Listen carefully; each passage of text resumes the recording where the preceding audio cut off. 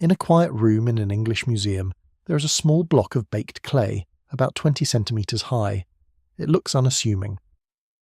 But written on its four sides, in tiny wedge-shaped marks, is a list of kings that breaks the known timeline of the world. The record begins simply enough. It says, after the kingship descended from heaven, the kingship was in Eridu.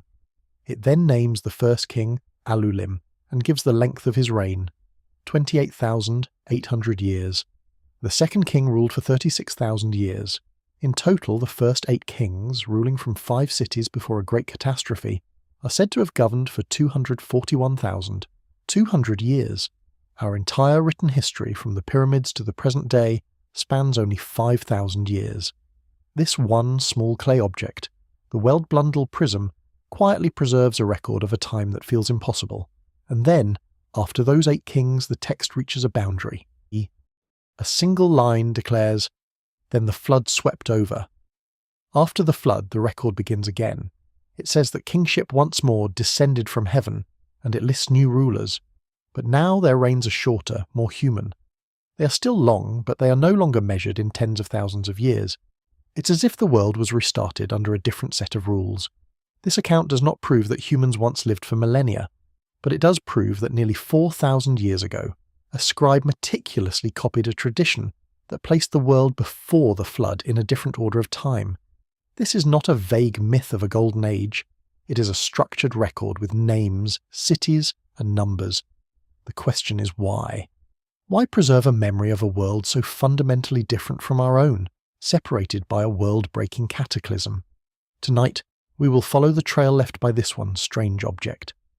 We will not be looking for a single simple proof, but for a pattern of evidence in other ancient texts that speak of humanity's creation and purpose, in the physical mechanisms that can erase a world from memory, and in the surviving traces of deep human complexity that hide just beneath the surface of our own familiar landscapes. If you're ready to begin this investigation, please take a moment to like and subscribe, and in the comments below, let us know from what city or what part of the world you're watching or listening. That small clay object, with its impossible numbers, leaves us with a question that feels both simple and profound. Why would an ancient scribe record the world before the flood as if it operated under a different set of rules? To answer that, we can't simply accept the numbers, nor can we dismiss them. We have to investigate the record with care. This requires a clear method, a way of looking at the evidence in layers. Think of it like studying a distant mountain. From far away you see its overall shape against the sky. As you get closer, you see the forests and the rockfalls. Standing on its slopes, you see the soil and the stone it's made of. Each view is true, but no single view is the whole story. We will use the same approach. We'll look at the source layer, what the clay tablets actually say. We'll look for the pattern layer, the ideas that repeat across different texts. We will respectfully consider the belief-based readings, the interpretations that see ancient teachers or a lost order of time, and we will always mark the boundaries of what the physical evidence can and cannot support. Our path will follow a trail of concrete evidence. We will go deeper into the Sumerian King List and its strange division of time. We will examine the surviving fragments of a great flood story and a powerful creation text known as the Atrahasis Epic. We will touch on the mysterious figures the Sumerians called the Anunnaki, who are central to these accounts. But the trail doesn't end with ancient texts. We will also explore how a world can be physically erased by water and time. And finally, we will look for surviving traces of deep human complexity, some of them hidden in ground much closer to home. Our purpose here is not to debunk, nor is it to demand belief. It is to hold these ancient records with respect and ask what they might be preserving. We are not hunting for a single, final answer that closes the book. We are looking for a pattern, a persistent structure in the memory of these ancient people, a structure that seems to insist that the world we know is not the first version of the story. By keeping these layers visible, we can explore the mystery without losing our grounding, and that grounding begins with the medium itself. Before we can read the stories, we have to understand the library they were kept in, a library made of fired clay. To follow the trail left by the prism, we first have to understand the ground it was written on. The memory of Sumer, and of the world before it, survived not on paper or digital servers, but in mud. simple river clay, shaped by hand into a tablet, still soft enough to take the impression of a reed stylus. Each wedge-shaped mark, pressed one by one, formed a language we now call cuneiform. This was their ink. This was their page. For a mass audience, the durability of this medium can be hard to grasp. The best way to think of it is as an ancient hard drive made of earth. In its raw state, a clay tablet is fragile. It can be smoothed over and reused, the old message wiped away to make room for a new one. But if that tablet is caught in a fire, if a library burns or a kiln collapses, something remarkable happens. The clay is fired into ceramic. The message is baked in, becoming almost as permanent as stone. Our own digital archives are vulnerable to magnetism, decay, and power failure. Yet a piece of Sumerian accounting, a fragment of a poem, or a list of impossible kings can survive for 4,000 years simply because a city burned around it. The catastrophe that destroyed the civilization preserved its memory. Because of this accidental permanence, hundreds of thousands of these clay documents have been recovered from the earth of modern Iraq. They're a vast, fragmented archive of a world that is otherwise silent. We have their legal codes, their private letters, their trade receipts, their religious hymns, and their stories of creation. But it is an archive built by chance. For every tablet that was fired and preserved, we have to wonder how many thousands were simply washed away, or smoothed over, their records erased forever. The library we can read is only the part of the building that caught fire. The rest is gone. This forces a profound question to the centre of our investigation. If this immense collection of knowledge is only a fraction of what once existed, what have we lost? What stories, what histories, what memories were written on the tablets that dissolved back into mud? The gaps in the archive can sometimes feel as loud as the words we can still read. So, the clay gives us a solid, physical starting point. It provides a source we can touch and translate. But it also teaches us a lesson in humility. We are looking at this ancient world through a broken window. The view is real, but it is not complete. And that brings us from the medium to the messengers. Who were the people who decided what was worth recording on that clay in the first place? Who were the keepers of this fragile earthen memory? These records, etched into clay, did not preserve themselves. They were protected by a professional class, a world of trained specialists whose entire purpose was to carry memory forward. They worked in schools the Sumerians called the Adubba, the quote, zero. This was not simply a place to learn handwriting. It was more like a law school, a scriptorium, and a university combined, an institution where the culture's most vital information was drilled into a new generation with painstaking discipline. Every wedge-shaped sign, every number, every story was copied and recopied, not just as an exercise in literacy, but as an act of cultural preservation. The texts they worked with, lists of kings, hymns to the gods, stories of creation, were seen as the bedrock of their world. To copy them inaccurately was not just a mistake, it was a failure to uphold the very structure of civilization. This discipline gives their work immense weight. It tells us that what survives on these tablets was not casual gossip or idle fantasy. It was considered essential knowledge, worth the immense effort of a highly specialized education to preserve. But it's just as important to remember what these scribes were not. They were not modern journalists or scientific archivists. Their duty was to tradition, which included layers of ritual, myth, and sacred politics that are not always visible to us now. Preservation did not mean stripping a story of its divine power to make it a simple factual report. And this creates the sharpest question of all. If these scribes were so disciplined, their training so rigorous, why did they so meticulously copy records that contained impossible data? Why preserve a list of kings who ruled for tens of thousands of years? A trained mind, tasked with accuracy, would surely notice the anomaly. Yet they did not correct it. They did not dismiss it as an error of their ancestors. They copied it faithfully, preserving the break in time, the impossible numbers, and the memory of the flood that separated their world from the one that came before. Their careful work does not solve the mystery for us, it deepens it. It tells us that for the ancient mind, these impossibly long reigns were not a mistake to be fixed, but a truth to be preserved. This was a core part of the memory they inherited. Now, let us turn from the general practice of these scribes to a single, powerful piece of their legacy, a broken tablet in a quiet museum, which holds the most famous and catastrophic memory of all, the discipline of the scribe, the careful copying of a sacred trust. It all leads to a single, profound question. After the cities fall and the languages are forgotten, what actually survives? The answer, sometimes, is nothing more than a piece of baked earth in a quiet museum. At the University of Pennsylvania, there is an object catalogued as CBS 10673.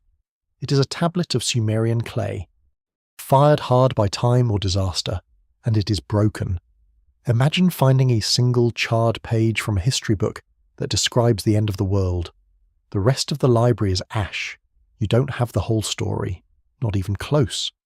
But that one surviving fragment proves the story existed.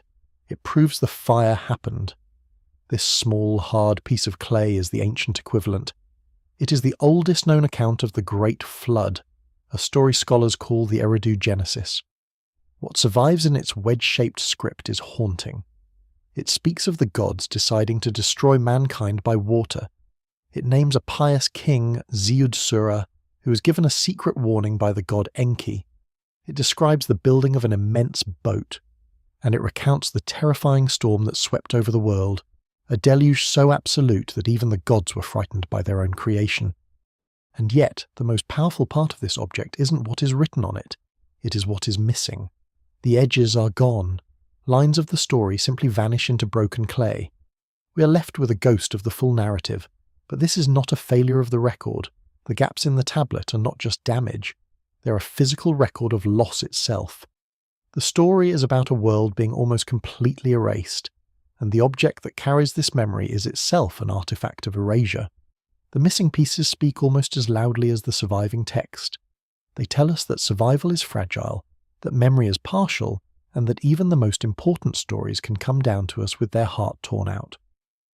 This tablet doesn't prove a global flood happened exactly as described. That isn't its value. Its immense power is that it proves without question that the memory of a world-ending flood was a profound and terrifying reality for the people of ancient Mesopotamia. It was not a simple fable. It was a memory so central to their understanding of the world, a scar on their history, that they inscribed it in clay and passed it down through generations. This fragment anchors the entire tradition in physical reality. The tablet remembers a warning, a boat, and a storm. But before all that, it remembers a place. It remembers a city. The first city, Eridu. The broken clay from Nippur remembers a city, a specific place on the map of a vanished world. Today, it is a low mound in the southern deserts of Iraq, known to archaeologists as Tel Abu Shahrain. But to the Sumerians, this was Eridu, and in their memory, it was the beginning of everything. It is vital to understand what quote 1 meant. This is not necessarily an archaeologist's claim of the oldest layer of bricks ever found on Earth. It is a claim of memory, of tradition. For the people who wrote these texts, Eridu was the place where the blueprint for civilization was first laid down. It was the original home of order in the world, and the reason for this belief is woven into its very location, tied to the most essential elements of life, water and the god who ruled it.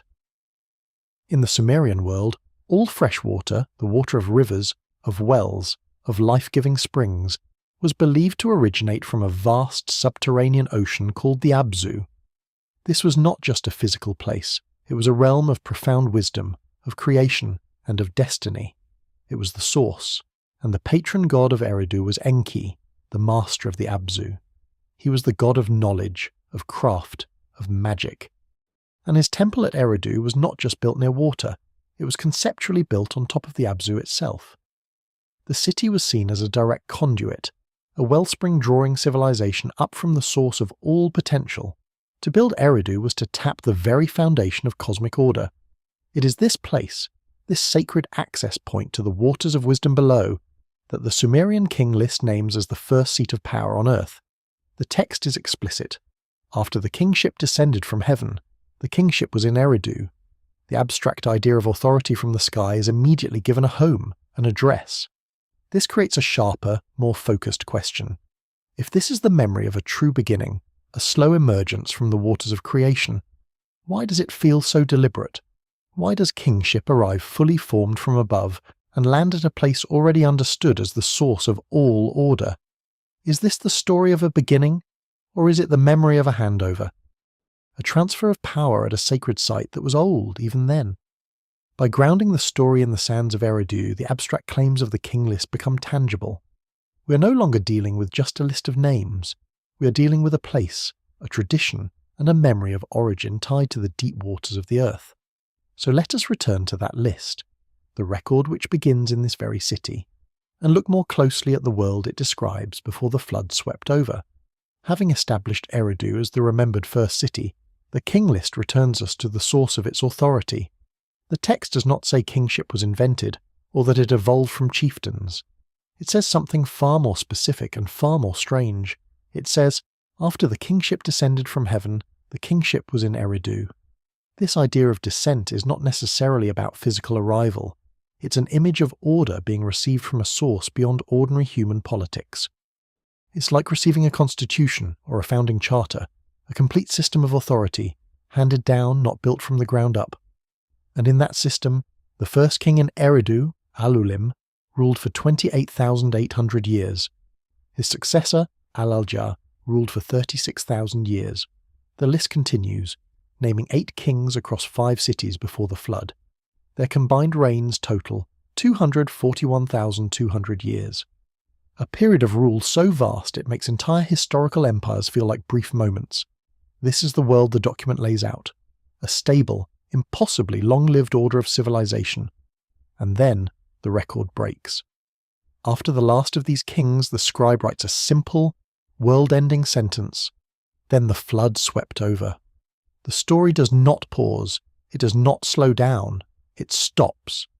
The entire 241,000-year system is erased by that line of text. And this raises the sharpest question about these numbers. If they are just symbols, just literary ways of saying a very, very long time ago, then why this precision? Why not simply say the kings were ancient? Why record specific, mathematically complex numbers like 28,800, only to change the entire pattern after the flood? The list isn't just telling a story, it's presenting a structured model of time. It draws a clean, absolute boundary between 2 different versions of the world.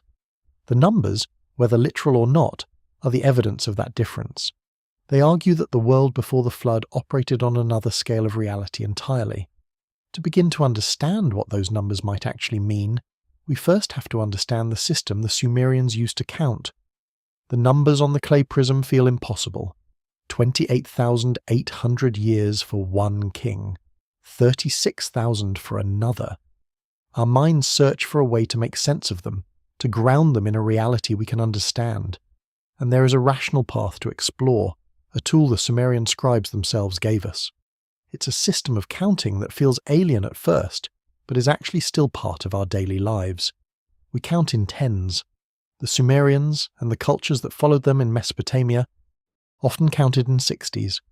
We see the echo of their system every time we look at a clock, 60 seconds in a minute, 60 minutes in an hour. We see it in the 360 degrees of a circle. This isn't a primitive way of counting, it's just a different one, built for different purposes. When we look at the pre-flood rains through this lens, a pattern emerges. The Sumerians had a name for a unit of 3,600, 60 times 60. They called it a sar, and suddenly some of those impossible numbers become strangely neat. Alulim's reign of 28,800 years is exactly 8 of these units. Alaljar's 36,000 years is exactly 10. The numbers are no longer just random, impossibly large figures. They have an internal structure, a mathematical elegance. This offers a calm, cautious reading. Perhaps these are not biological years at all, but symbolic ages. They could represent the immense authority of a dynasty, or a sacred measure of time, where each number is a statement about divine order, not human lifespan. The numbers could be a code, a way of saying the world before the flood was profoundly ancient, stable, and belonged to a different kind of reality. But even if we accept this, even if we translate every number into a perfect symbolic unit, the deeper mystery does not disappear. In fact, it becomes sharper. Explaining the numbers does not explain the story they are telling. If the pre-flood world was an era of such perfect symbolic order, why did it have to end? Why does the entire system of symbolism, this whole order of time, break so violently at the flood?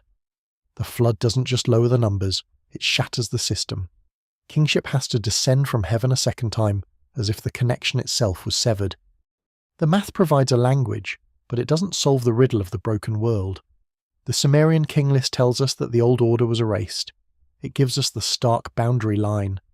But to understand why it might have happened, we have to turn to another story, preserved on another set of clay tablets, a text that describes not just the flood, but the crisis that came before it, the Epic of Atrahasis.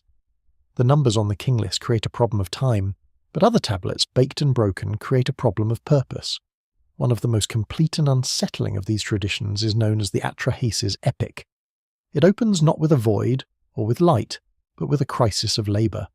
The story begins after the world has been formed, when the divine order is already established. A council of senior gods has assigned the heavy work of maintaining the world, digging out the riverbeds of the Tigris and Euphrates, shaping the canals that bring life to the land to a class of junior gods. For thousands of years they do the work, they carry the baskets of earth, they suffer under the labour, and then they stop. The story begins with a strike. The junior gods burn their tools and surround the temple of Enlil, the chief deity. The cosmic order has a management crisis. The work is not getting done. In a modern company, this is the moment the board of directors convenes an emergency meeting. A critical part of the system has failed. A new solution is required, or the entire enterprise will collapse, and in the divine council of the Atrahasis, this is exactly what happens. A solution is proposed. They will not negotiate with the striking workers. Instead, they will create an entirely new class of being, designed for a single purpose: to take the workload from the gods and bear it themselves. Humanity enters the story not as a child of the gods, made in their image out of love or companionship. Humanity enters the story as a solution, a workforce, created to solve a problem of labour. This is a profoundly unsentimental vision of our own origin. It reframes our purpose as functional. We were made to do the work the gods would no longer do.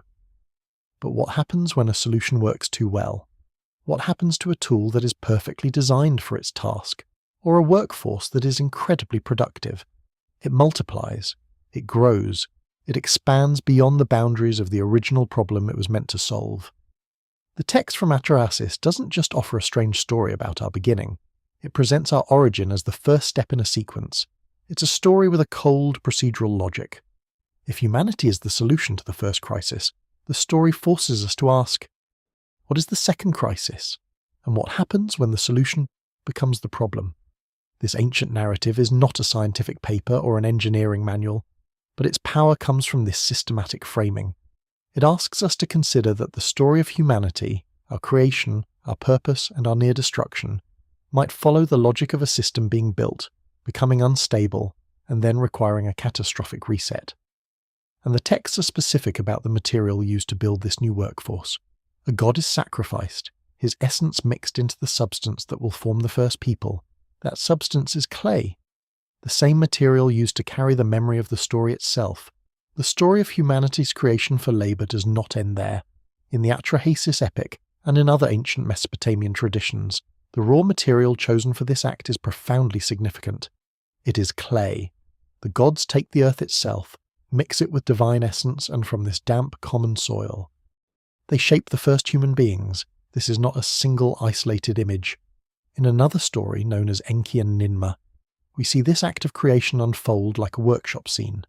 The gods gather, and the goddess Ninmah, the mother principle, pinches off pieces of clay, fashioning different types of humans, while the god Enki, the master of wisdom and water, decrees their fates and assigns them their purpose in the cosmic order.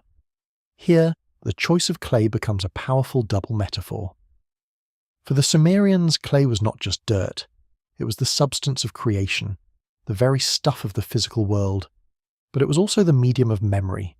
The same clay that formed the first human body was the material a scribe would press a reed into, forming the wedge-shaped cuneiform marks that recorded history, lore, and sacred stories. Clay was both the body and the record. It was the living being. And it was the archive that might outlive them. This act of making is never described as random or accidental. It is deliberate. It is an act of design. The texts portray a process where beings are fashioned, their characteristics are set, and their destinies are assigned. One is made for kingship, another for labour. One is given great strength, another a different kind of wisdom. It feels less like a miracle and more like a careful, if sometimes flawed, manufacturing process. This pattern, repeated across multiple traditions, reinforces the core idea. Humanity in these stories is not an accident of nature. It is a product, a tool designed and built for a purpose. And if there is a design, there must be a designer. If there is a product, there must be a maker. So who are these beings shaping humanity from clay and decreeing its fate from a divine council? The texts are not silent on this. They give this group of powerful, non-human entities a name. They call them the Anunnaki. The consistency of this pattern, of a deliberate making by a higher order, makes the question of these makers unavoidable. It moves from a simple creation myth into a more complex and far more disturbing question of origin and authority.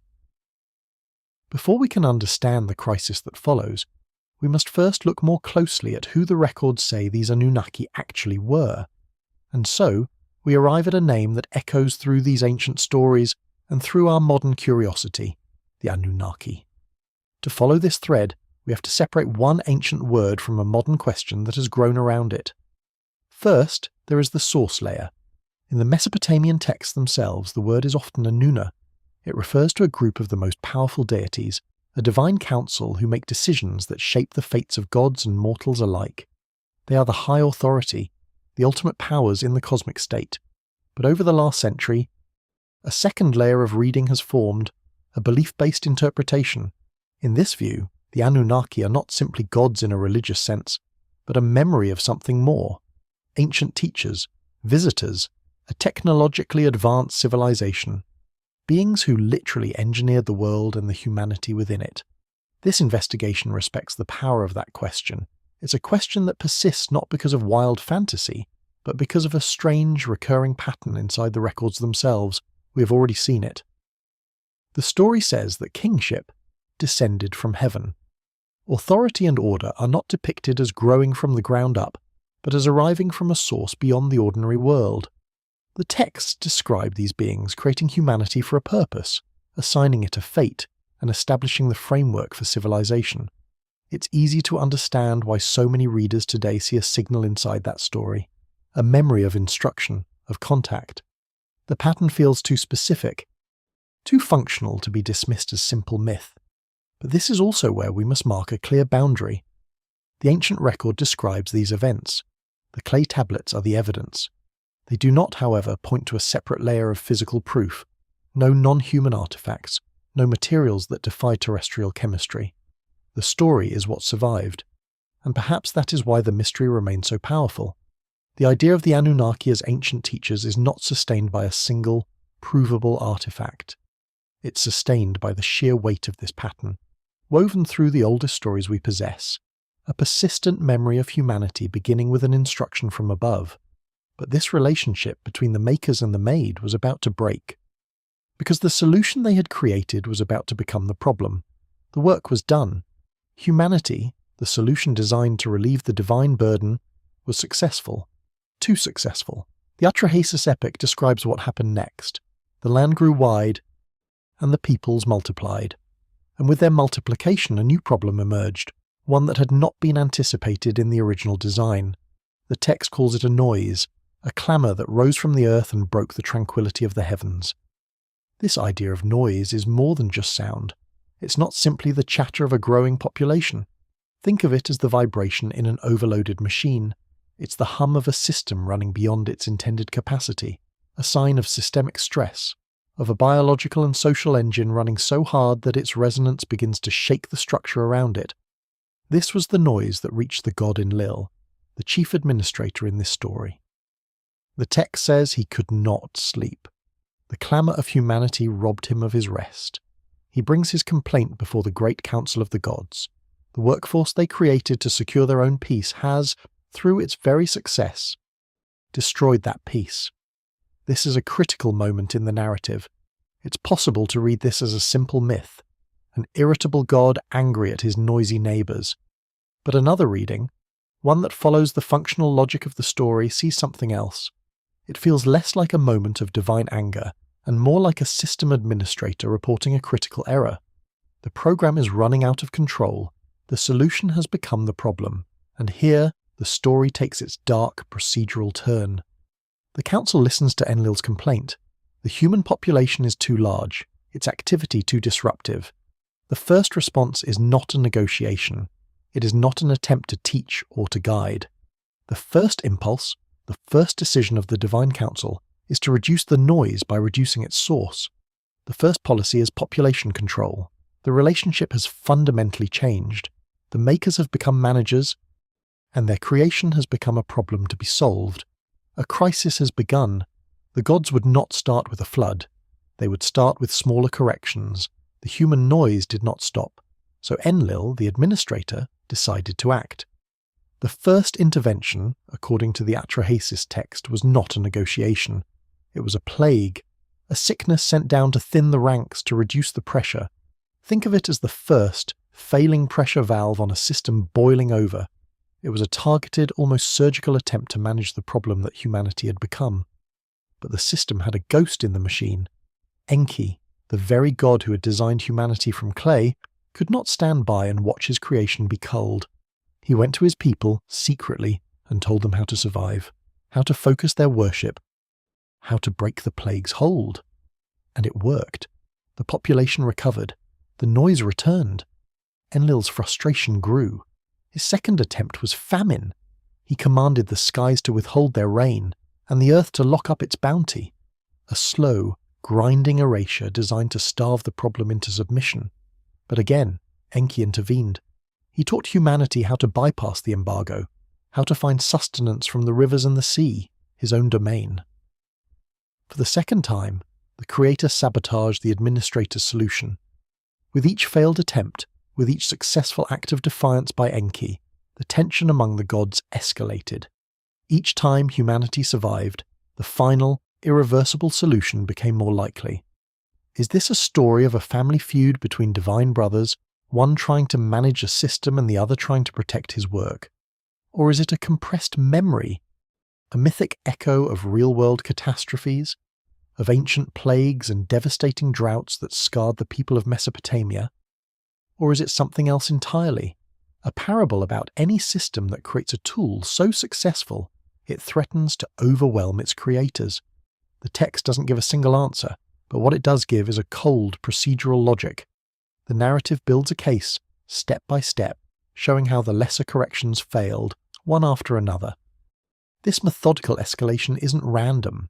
It serves to justify what comes next, framing the flood not as an act of sudden anger, but as a final necessary resort. The lesser controls were broken.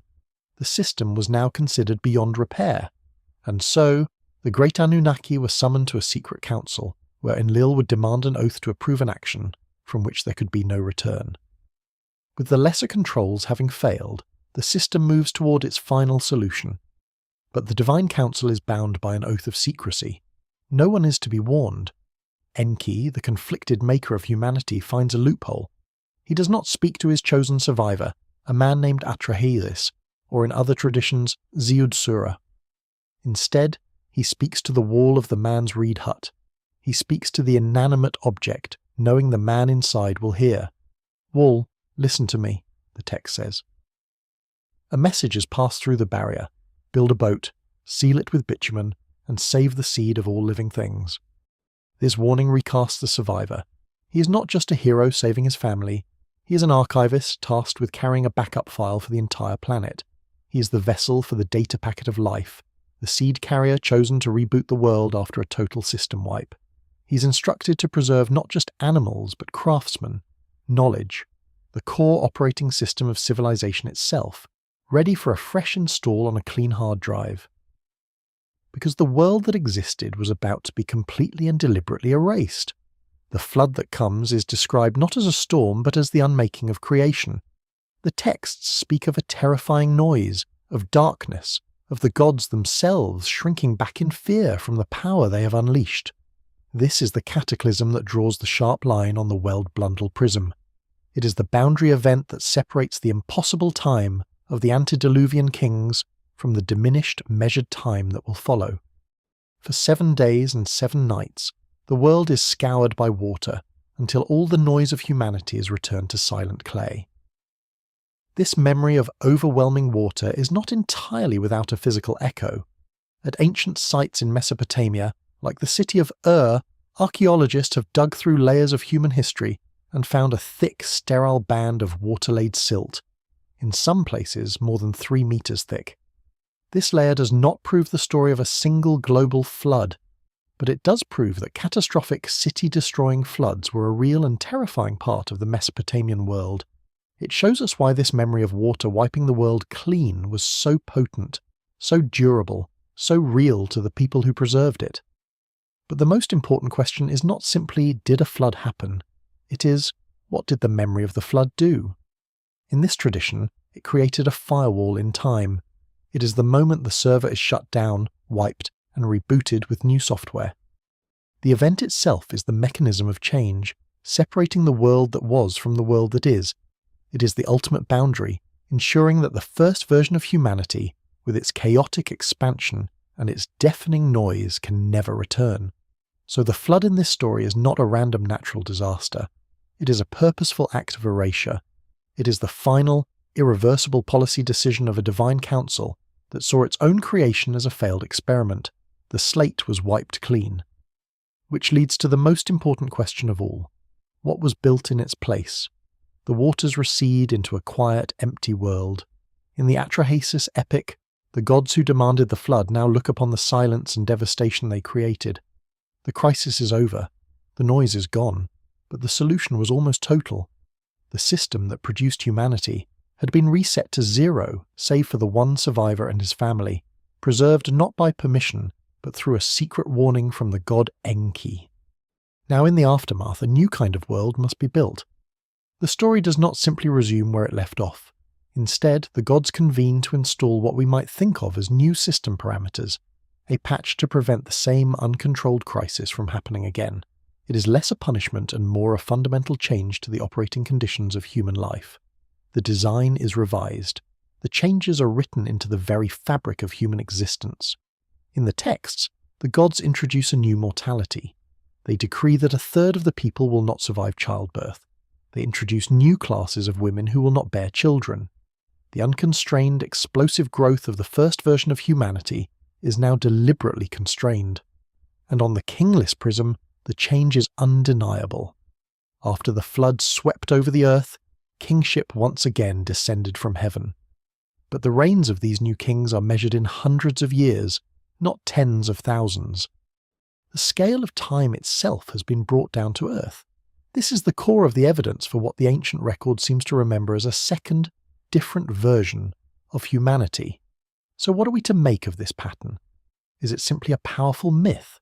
A way for an ancient culture to explain the harsh realities of life, death, disease, and the pain of childbirth?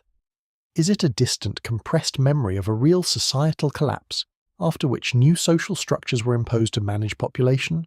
Or, as some readers believe, is this a trace of something else, a memory of a deliberate and literal redesign?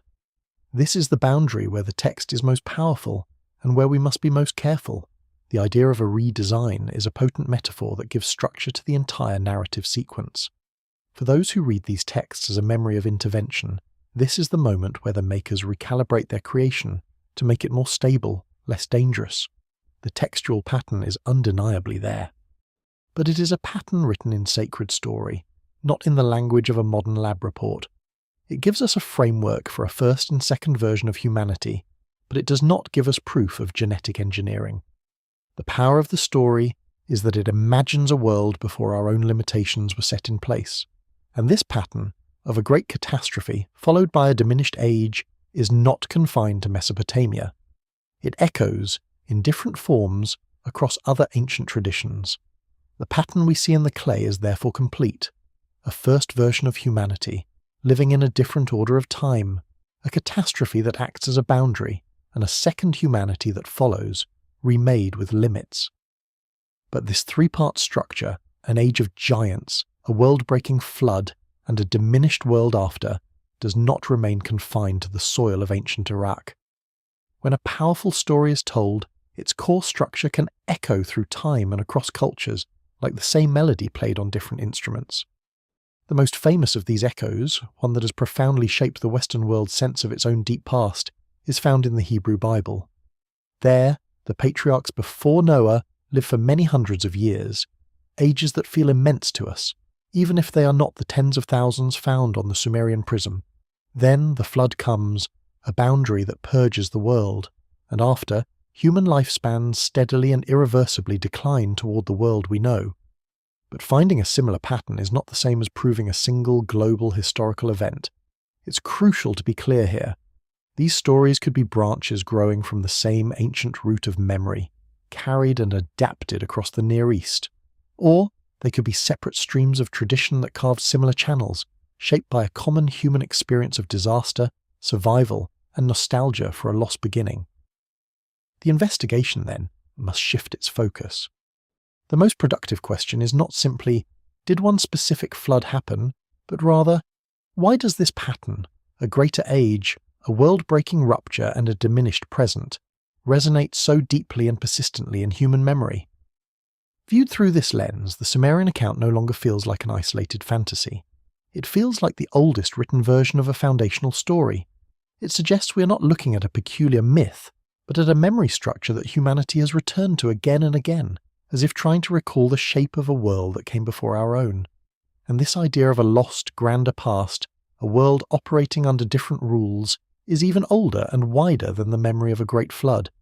It's a memory of cycles.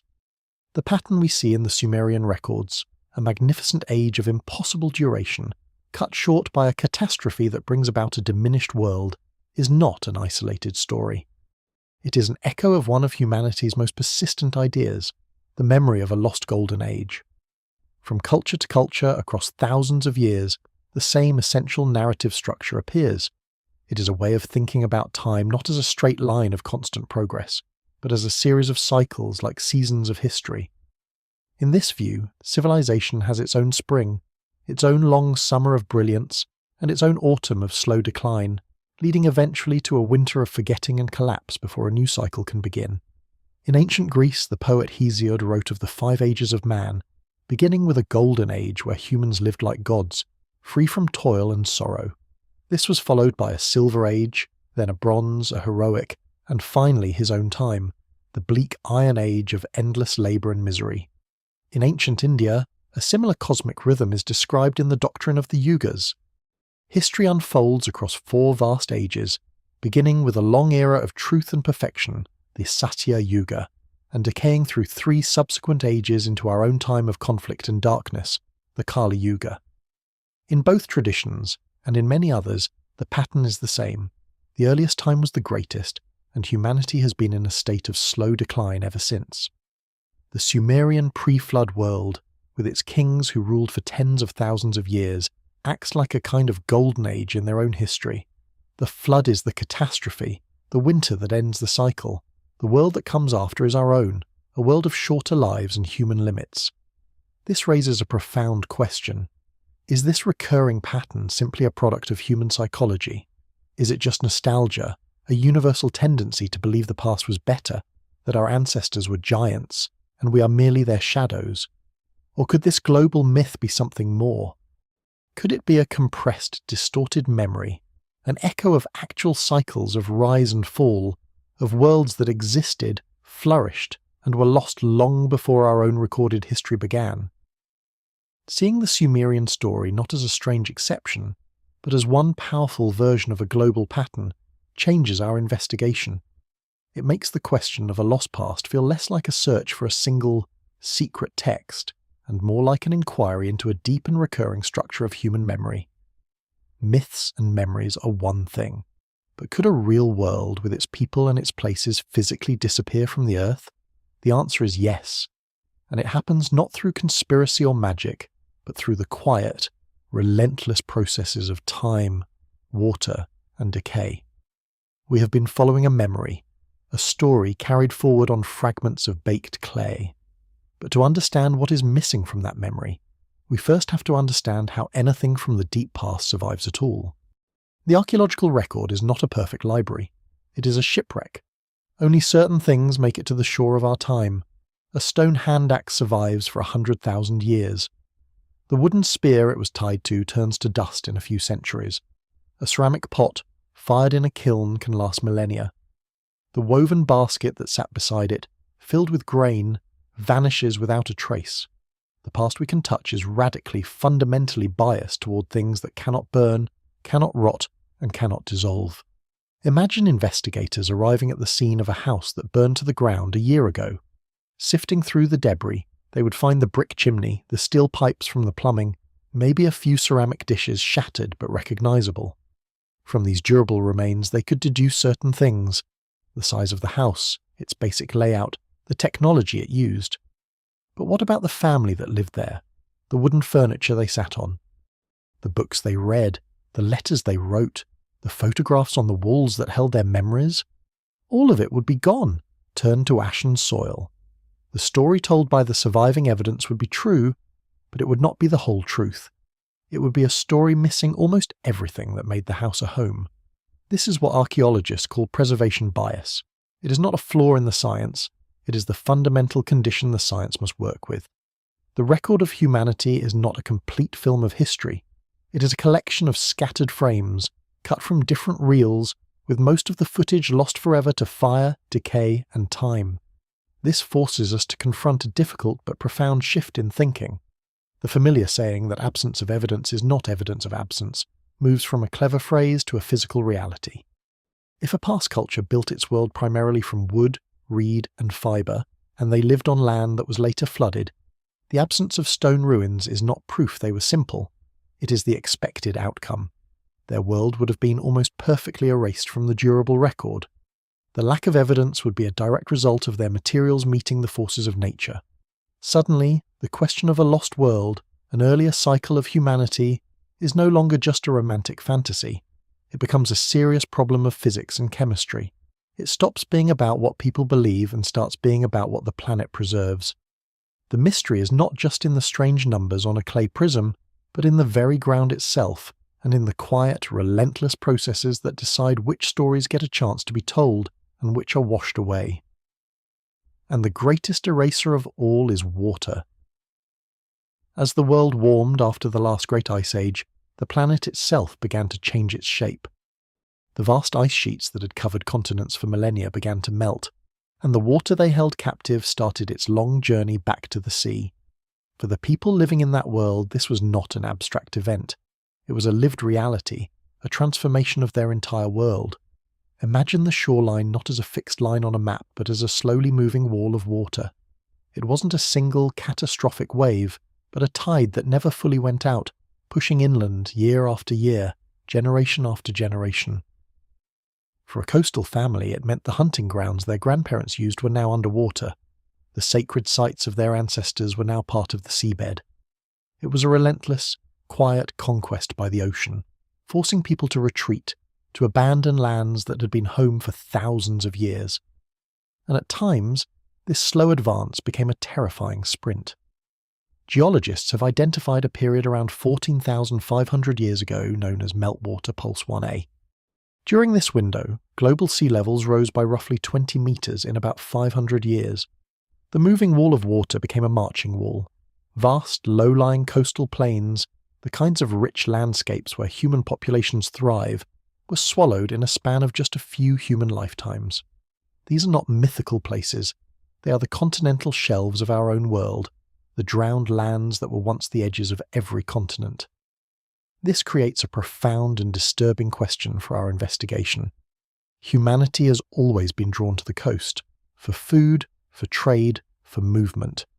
If our most innovative and populous societies have often lived by the sea, what would we be missing if tens of thousands of years of that coastal history are now under more than 100 meters of water? The most crucial chapters of the human story might be in an archive we can barely access. This scientifically accepted process of sea level rise doesn't prove any single myth of a lost city, but it does provide a powerful physical mechanism that could hide entire eras of human experience from our view. It makes the question of a lost world a rational inquiry, It means the absence of evidence is not necessarily evidence of absence. The world before us could have been erased not by a conspiracy, but by the turning of the world itself. Water erases, but sometimes, on land that was once the edge of a great lake, a trace survives against all odds. After the immense pressure of melting ice and rising water, the search for a lost past can feel like looking for ghosts on a drowned coastline. But not all of the oldest traces were erased by the sea. Some of the most profound have been waiting, perfectly preserved, in places few thought to look. They are not found in the ruins of a temple, or inscribed on a clay tablet. They are simply footprints, pressed into ancient mud. In what is now the White Sands National Park in New Mexico, a series of human tracks have been uncovered that fundamentally change the timeline of people in the Americas. These are not metaphors. They are the real, physical impressions of feet that walk this ground during the height of the last ice age. Think of what it means to find a footprint. It is not a story or a list of kings. It is a single moment in a life. A photograph made of mud, a single frame from a lost film preserved by a chance combination of sediment and moisture. The science is careful and has been tested multiple times. These footprints date to a window between 23,000 and 21,000 years ago. At that time, this searing white desert was a very different world. It was the edge of a vast body of water, Lake Otero, surrounded by grasslands. Giant sloths, mammoths, and mastodons moved through this landscape, and so did people. The tracks tell simple, human stories. A person walking for miles. A mother, perhaps, walking with a child who occasionally sets them down. They're a direct, undeniable link to a human life, lived in a world that is almost impossible for us to imagine. For our investigation, this trace changes the very ground beneath our feet. The records of Sumer are loud. They speak of gods, cities, armies, and laws. They are archives of power. This American trace is quiet. It is the archive of a single journey. It reminds us that for much of human history, the records left behind were not monumental, but incidental. And for many of us, this discovery brings the idea of a deep, almost lost past out of the deserts of Iraq and places it into a familiar landscape. This is not a story from the other side of the world. This is a story from the heart of North America, a story of presence that is thousands of years older than was once believed possible. But here, we must be incredibly careful. A footprint proves presence. It proves movement. It proves that people were here, living complex lives in a challenging environment. It does not prove they were building cities of stone or writing on clay tablets. To claim it does would be to misunderstand the nature of the evidence itself. The power of these footprints is in what they are, not in what we might wish them to be.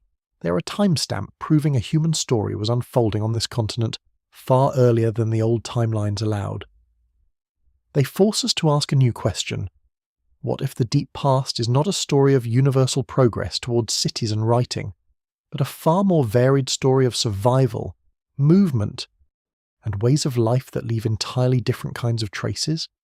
These footprints are profound because they prove how much we still have to learn about the ancient ground we live on. They are evidence for a human story whose chapters are almost entirely lost. They tell us that to find the oldest memories, we cannot only look for what is loud, for the monuments and the texts. We must also learn to listen for what is quiet, for the trace of a single person's journey, preserved by chance against the erosion of time. A footprint proves someone was walking. But what does it mean when we find evidence that they also started to build? A different kind of trace, left not far away in the American South, suggests the next step in this story. In northern Louisiana, the earth itself rises into enormous concentric ridges, a series of nested C-shapes facing a river bluff, so vast their pattern is only truly visible from the air. We are conditioned to look for pyramids of stone, or the foundations of lost palaces, as the primary signs of ancient ambition. But what we see here is a different kind of monument. This is landscape architecture on a scale that is difficult to comprehend. The site is known today as Poverty Point. It is a UNESCO World Heritage Site, recognized as a masterpiece of human creative genius. The work was completed between 3,700 and 3,100 years ago. And here, the story takes a turn that challenges old, simple timelines of human progress. The builders of these massive earthworks This complex of mounds and ridges that required moving more than 1.5 million cubic meters of soil by hand were not farmers living in a dense city state. They were a society of hunter-fisher-gatherers. This was not the work of some mysterious lost race or forgotten outsiders. This was the sophisticated engineering, the social organization, and the sacred vision of indigenous American people, accomplished thousands of years before the founding of Rome. The existence of a place like Poverty Point forces a crucial question. How many other signs of ancient complexity have been overlooked or underestimated simply because they don't look like Sumer or Egypt?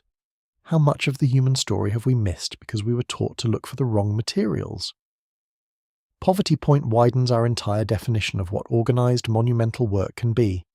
It is a quiet, earthen testament to a deep history that unfolded here, on this continent, long before our familiar timelines began. This was a monumental achievement. 1,000 miles north, and more than 2,000 years later, that achievement would grow into a city. If the earthworks at Poverty Point show us a kind of complexity we are not trained to see, then what happens when that complexity reaches a scale we are taught could not exist? Across the Mississippi River from modern St. Louis, a different order of power took shape. Here the landscape was not just marked, it was remade into a metropolis. This was Cahokia. Its heart is a structure known today as Monk's Mound, a terraced earthen pyramid larger at its base than the Great Pyramid of Giza. But this is not a monument in isolation. It was the centre of a city that sprawled over nearly 1,600 hectares, containing about 120 mounds of various sizes and purposes. To build it required a level of social organisation and sheer physical will that is difficult to comprehend. Imagine millions upon millions of baskets of earth, dug and carried by hand, one by one, to build a city basket by basket. At its peak, around the 11th and 12th centuries AD, Cahokia was the largest city north of Mexico. Its population may have reached 20,000 people, or even more, a population that rivaled or surpassed many of the great cities of Europe at the time, including London.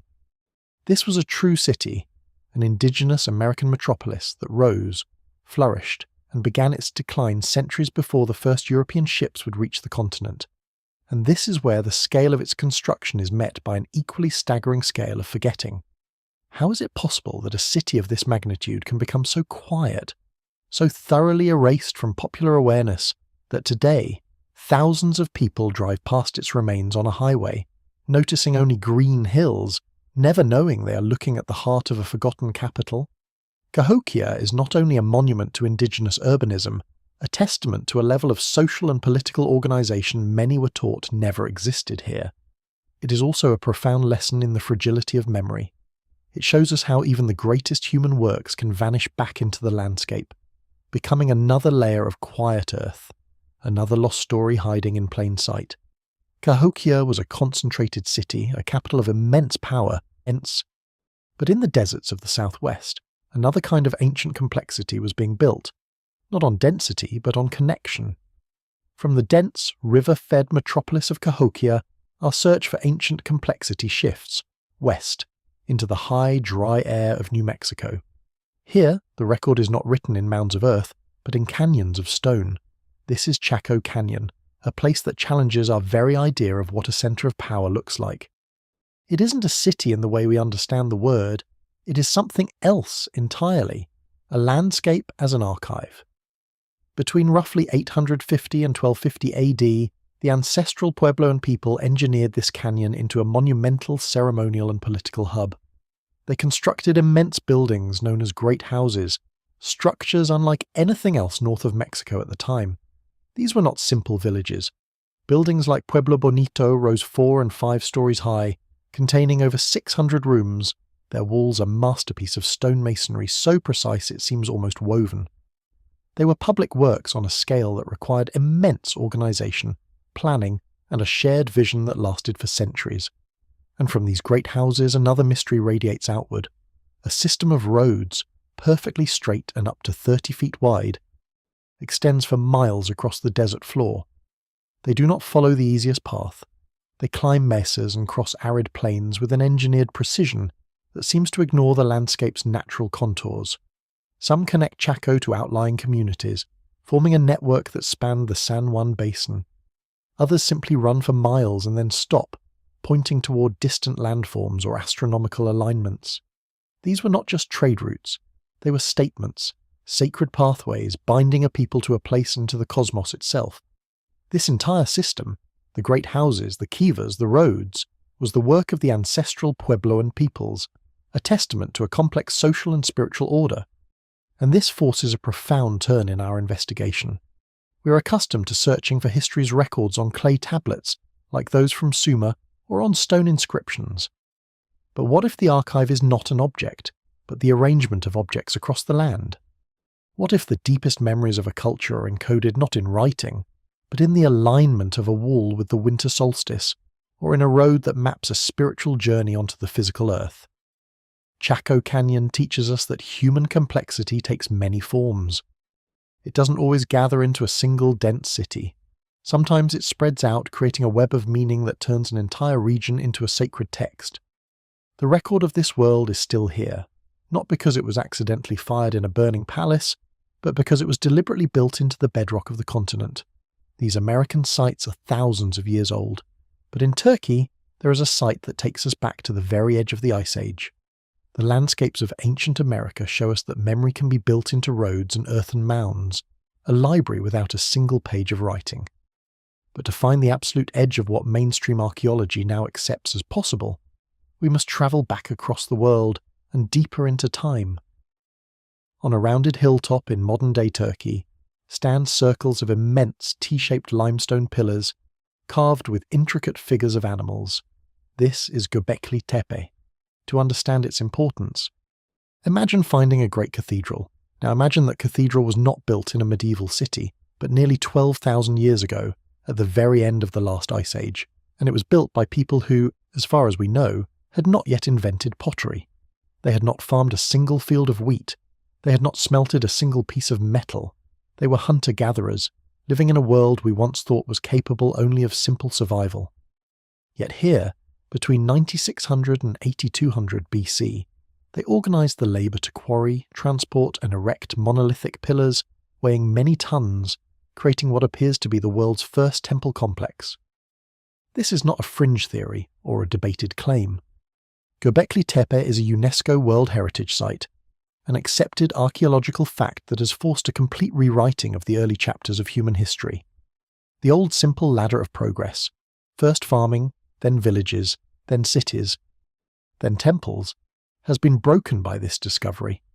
Here it seems the sacred gathering place came first, but if this level of social organisation, engineering skill and symbolic thought existed so very long ago, it opens a profound and unsettling question. What does that imply about the periods before it? The periods from which even fewer traces survive? If a structure like this could remain hidden until just a few decades ago, what else lies beneath the quiet hills of the world waiting to be recognised? Göbekli Tepe does not prove the stories of Sumerian kings or an erased first humanity, but it provides a firm, accepted foundation for the idea that sophisticated human organisation is far older and far more mysterious than we ever thought possible. It expands the window of what we can soberly consider. Göbekli Tepe rests on decades of careful research, but not all claims of extreme antiquity are built on such a solid foundation, and so we arrive at the edge of our known map, where sites like Göbekli Tepe represent the far shore of what is widely accepted. Beyond that shore lies a frontier of other, more debated claims. These are magnetic ideas, rumours of buried pyramids and vast, impossibly ancient structures, like those proposed at sites such as Gunung Padang in Indonesia. The allure is powerful, the suggestion of a civilization tens of thousands of years older than any we have discussed. But on this frontier the ground is less certain, and the methods of measurement become the entire story. A claim of enormous age is only as solid as the context it comes from. It is one thing to date a layer of soil. It is another thing entirely to prove that a structure found within that soil was built when the soil was first laid down. To put it simply, dating the earth a brick has fallen into does not tell you the age of the brick itself. Recently, a paper that argued for an extremely old, man-made core at Gunung Padang generated worldwide attention, but it also faced significant questions from many geologists and archaeologists about its methods and conclusions. Eventually, the paper was retracted. This process of debate, challenge, and correction is not a failure of inquiry. It is how inquiry protects itself. And our purpose here is not to dismiss curiosity about such places. It is the opposite. It is to protect the genuine, durable mystery from being built on a weak foundation.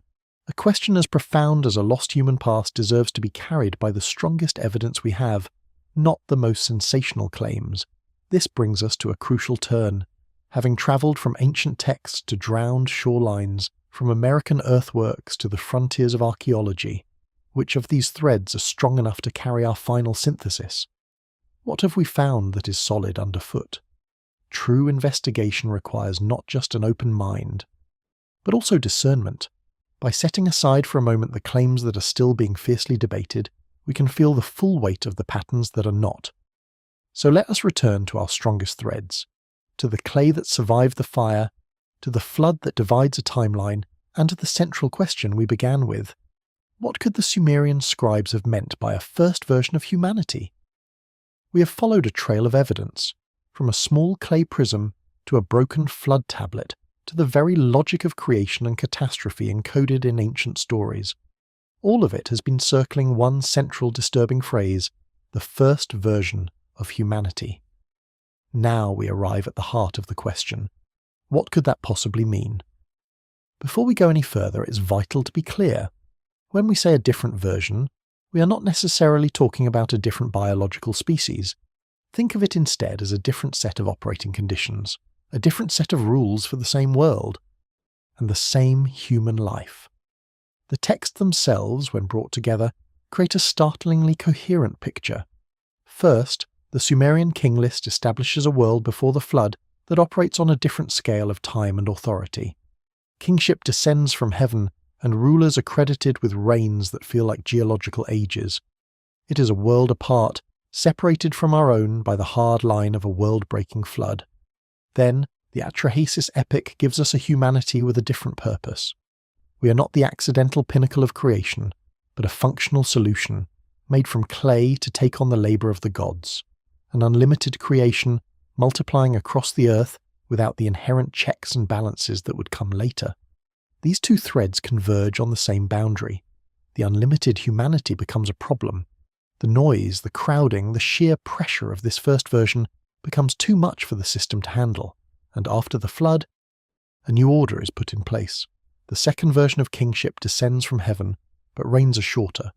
The second version of humanity is brought forth, but now with limits, mortality, suffering, a finite span of life built into its design. The texts, read together, do not just tell a story of destruction. They describe a system recall, a humanity 1.0 that was replaced by a more limited, more manageable humanity 2.0. This is the pattern that survives in the clay. So the final question becomes one of interpretation. Is this simply a powerful myth, created to explain why human life is so difficult and brief? Is it a distorted political memory of a great dynasty that collapsed so completely it felt like the end of the world?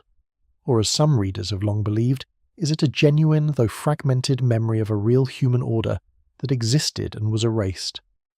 The power of this idea, the reason it endures, is that it is not a modern fantasy imposed upon the past.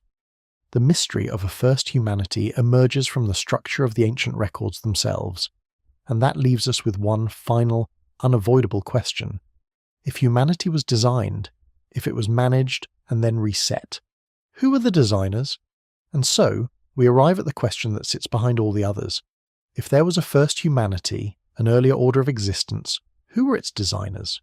Who were its managers? The texts themselves provide an answer, not in a single line, but in a pattern that echoes from one story to the next.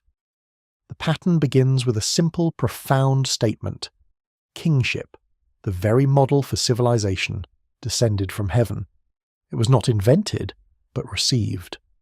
Knowledge was not discovered, but given. This idea of a higher order of beings, the Anunnaki, acting upon the world is the consistent engine of the entire narrative.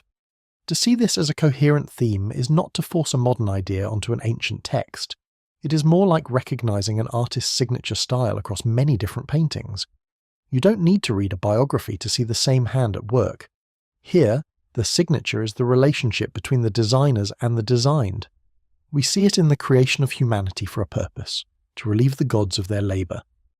We see it in the divine council that debates humanity's fate, as if a board of directors were discussing a project that had gone wrong.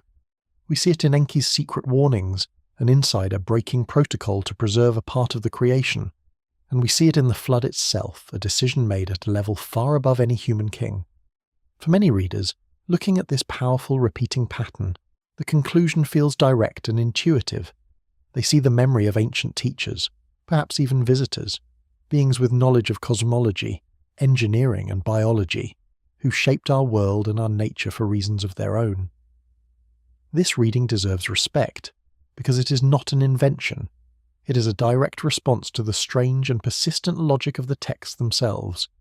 It is the story the sources seem to tell when read as a coherent whole, and here we must hold two ideas at once. The pattern is real. The textual evidence for a creator class of beings and a created humanity is undeniably present in the record. The theme of descent, of knowledge and authority coming from a non-human source, is fundamental to these stories. But the second idea is that the leap from this powerful textual pattern to a physical identification, to naming these beings as extraterrestrial visitors arriving in spacecraft, requires a different kind of evidence, the kind of evidence that can be pulled from the earth and the clay, the stone, the foundations of Eridu. They do not speak of this. They cannot confirm the identity of the beings named in the texts. This does not close the door. It reveals where the door is. The question of the Anunnaki, of ancient teachers, remains one of the most profound and magnetic mysteries of human history, precisely because it is not empty speculation. It is fueled by a real pattern, woven into the very fabric of our oldest surviving records. The question refuses to disappear because the texts themselves refuse to let it go. These records, preserved for thousands of years, survived the fall of empires. What, we might ask, will survive of us? This entire investigation, from clay tablets to drowned coastlines, leads to one final unsettling question. Not about the ancient world, but about our own. What would survive of us? Our civilization has created more information than any in history, but its container is profoundly fragile. Our libraries, our sciences, our arts, our deepest philosophies, they exist as electrical charges on magnetic platters, housed in silent climate-controlled rooms. They depend on a constant flow of power. A server farm, the heart of our collective memory, is a delicate ecosystem that can be wiped clean by a solar flare, a flood, or simply a long-term power failure. Compare this to a simple lump of river clay pressed with a reed, and then accidentally hardened in the fire of a burning city. A message turned to stone, stable for millennia. Imagine an archaeologist 10,000 years from now, carefully brushing away the soil from a layer of pulverized concrete and rusted steel that was once a great city. What would they find of us? A shard of a smartphone's glass screen, its memory long since decayed. The strangely durable shape of a plastic bottle, a stainless steel fork. What could they possibly know of our symphonies, our quantum physics, our most complex ideas about the cosmos, all of which vanished when the last hard drive was corrupted? They would have the durable fragments, but the vast, intricate, fragile context would be gone. This thought experiment is not a fantasy, it is a mirror. It shows us the exact position we are in when we look at the deep past.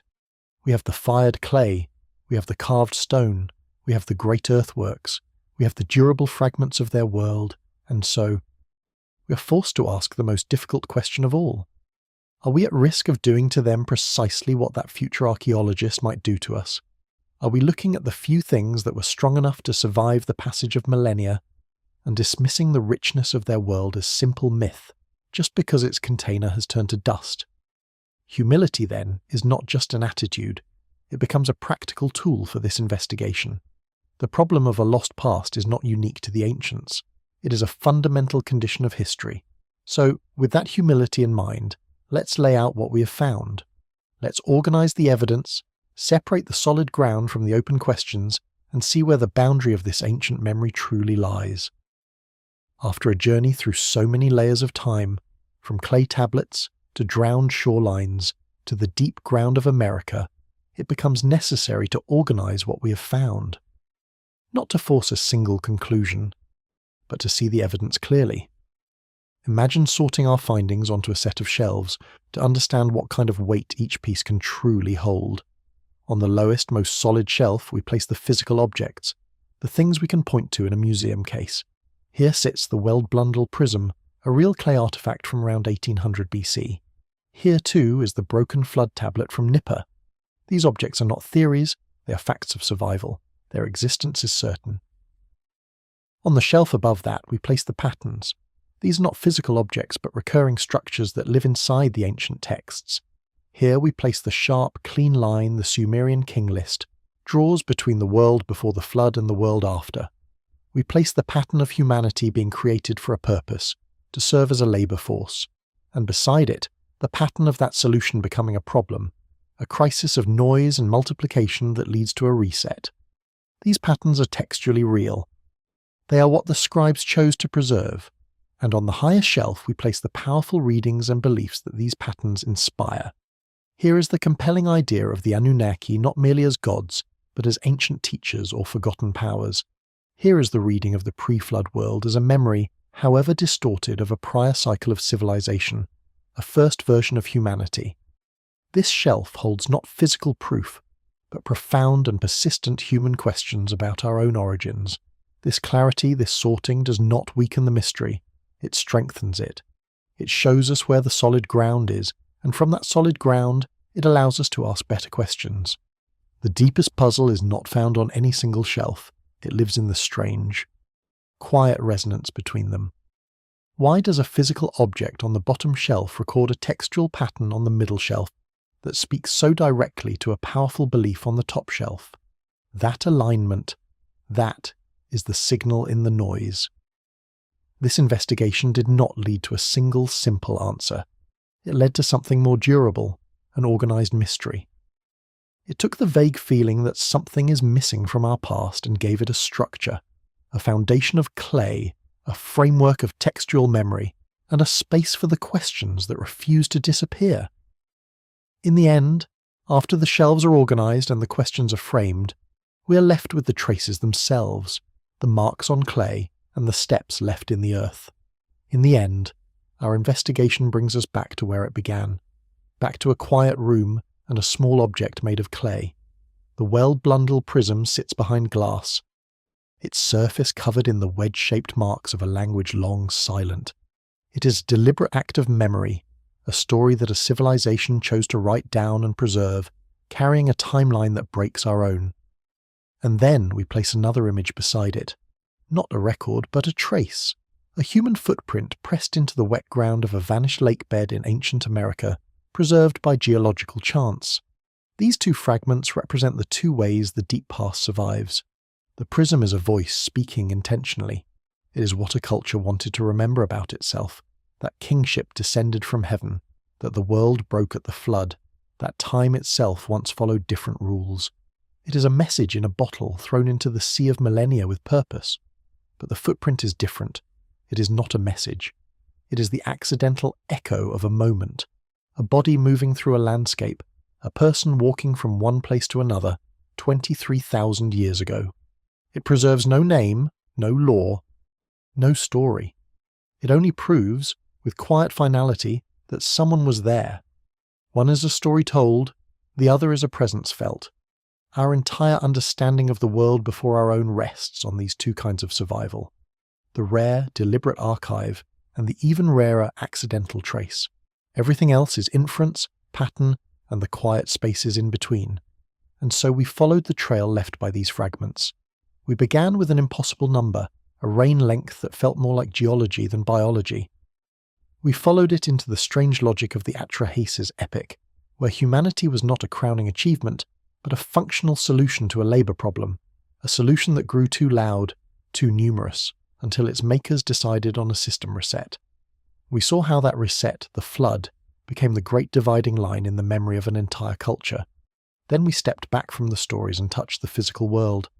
We saw how rising oceans could swallow whole coastlines, providing a real mechanism for how a world could be lost. And in that quieted landscape, we found the surprising traces of deep complexity. Not just footprints, but monumental earthworks and silent cities, built by indigenous hands in a way that reminds us how much we underestimate the past when it doesn't look like our own. The journey did not lead to a simple, sensational answer. It did not prove that gods were engineers or that myths are technical manuals. It did something more important. It showed us the shape of the question. It grounded the mystery in real objects, real places, and real processes. The prism is real. The footprints are real. The drowned shorelines are real. The mystery is not empty, because it rests on these concrete remains.